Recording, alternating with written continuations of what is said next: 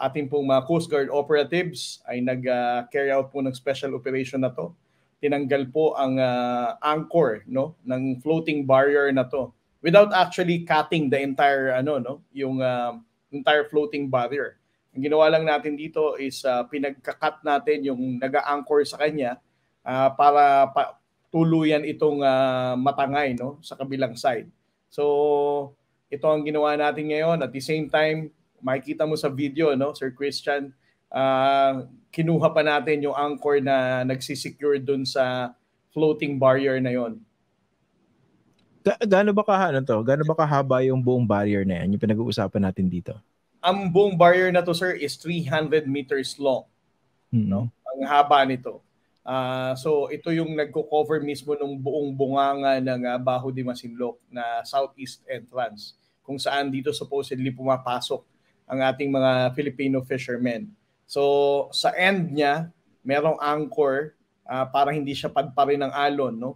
So ang ginawa natin ng Coast Guard personnel natin, pinutol niya yung anchor. So ibig sabihin, yung buya na yon hindi na siya nakaharang, papawirin na siya papaloob, no? So after that, pina-recover pa natin yung anchor nung floating buoy na yan. Kailan nyo pala na-discover itong floating barrier? Yung 300 meter na floating barrier? Ang ang nangyari kasi nito, Sir Christian, no? Ang Philippine Coast Guard together with the Bureau of Fisheries and Aquatic Resources had this maritime patrol mission last September 19, nung birthday ko, Sir Christian, no? The real mission objective is to give yung ayuda ng mga Filipino fishermen dito, at the same time yung fuel subsidy nila para mas ma-prolong nila yung pangingisda nila dito sa Baho de Masinloc. And then while we were there, no, nung September 20 ng umaga, nakita na namin agad na naglalatag ang China Coast Guard ng buya na to para harangan ng bunganga ng Baho de Masinloc. So ang mga Filipino fishermen wasn't able to enter the lagoon ng Baho de Masinloc. But at least, ang pinaka-most important din natin na masasabi natin sa naging mission natin, Sir Christian, no? Ang na-monitor natin na Filipino fishing vessels dito sa Baho de Masinloc ay has a total number of 54 fishing vessels, no? Secondly, ito yung kina-counter natin yung mga kwento, no, na wala nang nakakapangisda sa Baho de Masinloc sa mga nakaraang panahon. So with the number of the Filipino fishermen na na-monitor natin dito at tumanggap ng ayuda mula sa gobyerno, masasabi natin na ang Filipino fishermen dito ay nakakapangisda pa rin. Secondly, Sir Christian, no, meron din tayong sinasabi na ang Philippine government vessels sa mga nakaraang panahon ay hindi nakakapasok sa Baho de Masinloc. But for this particular operation, we were able to successfully go near sa Baho de Masinloc, no, with only a distance of 300 meters kung saan tayo nakapag-angkorahe. Okay. Paano nyo pala nagawang putulin yung floating barrier ng China kung nandun sila? As I said, Sir Christian, no, this is a special operation, no? Of course, we cannot expect Coast Guard personnel launching a rubber boat or a rigid hull inflatable boat. Kung makita mo, Sir Christian, parang ordinaryong mangingisda lang yung tropa natin, no? Ang gamit nila ay indigenous boat at hindi mo makikitaan na meron talagang barko silang ginamit. Nako, sorry mukhang na-spill pa yung although nakapost naman to sa social media nyo, no?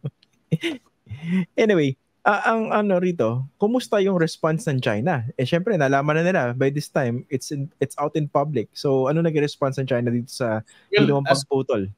Yes, Sir Christian, no? As per monitoring ng Philippine Coast Guard ngayon, na-recover na rin ng China yung inilatag nila, no? Yung buong haba ng 300 meters na yon, na-recover na rin nila. So, in short, tinanggal na rin nila. Siguro they're still wondering kung bakit napadpad yung kabilang end nung floating buoy. Ngayon, how do we stop them from doing this again? Baka naman ikabit lang nila uli in the coming days. Well, that's another possibility, Sir Christian. No? But at least with the effort of the Philippine Coast Guard and the guidance of the President, we can show the Filipino people that the national government is doing its role. No, this can be interpreted as small effort. No? Pero para sa bawat Pilipino na naniniwala sa approach ng ating gobyerno na ngayon tumitindig tayo para sa Pilipinong mangingisda, Sir Christian. Yung nga pala, bakit nila inilagay yung, sa tingin nyo, no, sa basa nyo, why did they put that 300-meter buoy or floating barrier doon sa bunganga ng Scarborough in the first place? Well, you have to remember, Sir Christian, going back in 2012, no, after the standoff, since 2012 hanggang sa mga nakaraang panahon, ang China Coast Guard and other Chinese law enforcement vessels dominated and took control na itong Bajo de Masinloc. No? Particularly itong loob ng lagoon ng Bajo de Masinloc. Ang mga Pilipinong mangingisda ay never na talagang nakapasok dito. Pero ang sabi ko nga sa iyo, Sir Christian, no, sa mga nakaraang panahon, even the government vessels, hindi tayo makalapit sa Bajo de Masinloc. Siguro the closest distance that we were able to patrol papunta ng Bajo de Masinloc is somewhere between 8 nautical miles, 10 nautical miles. In short, napakalayo.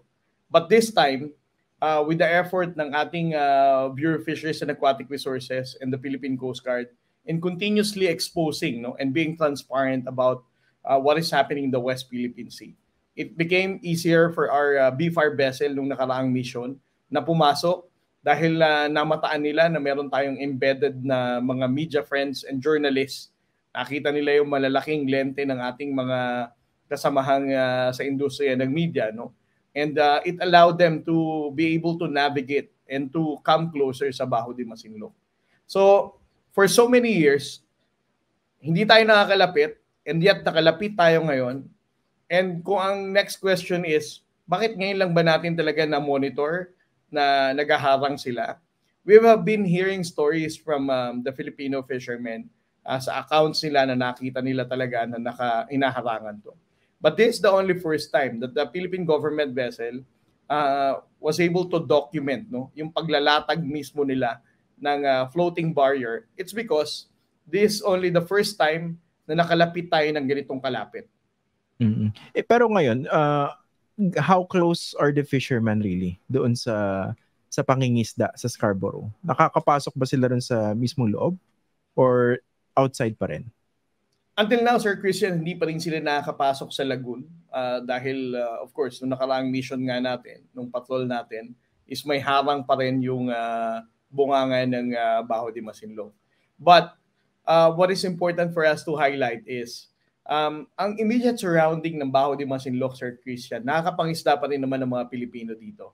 As a matter of fact, ang estimate nga ng Bureau of Fisheries and Aquatic Resources dun sa huling operation namin na yon, because as they receive yung ayuda nila, ang fuel subsidy nila, tinatanong namin, no, gaano na yung estimate ng catch nila. You'll be surprised that there is an estimate total catch of 168 tons, no, of fish catch etong 54 fishing vessels na tumanggap ng ayuda sa BFAR and sa Philippine Coast Guard. So, ano ba to? Drastic improvement ba to from the previous 6 years? Tingin ko, Sir Christian, it is a drastic improvement, no? Dahil mas mataas na ang confidence ng ating mga Filipino fishermen na maglayag sa Bajo de Masinloc at doon mangisda. So, with our effort of telling the Filipino people na ang Coast Guard, ang BFAR, ang Armed Forces of the Philippines ay patuloy na nagpapatrolya sa West Philippine Sea, na aayos na natin yung confidence uli ng ating mga mangingisda para maglayag uli sa West Philippine Sea, Sir Christian.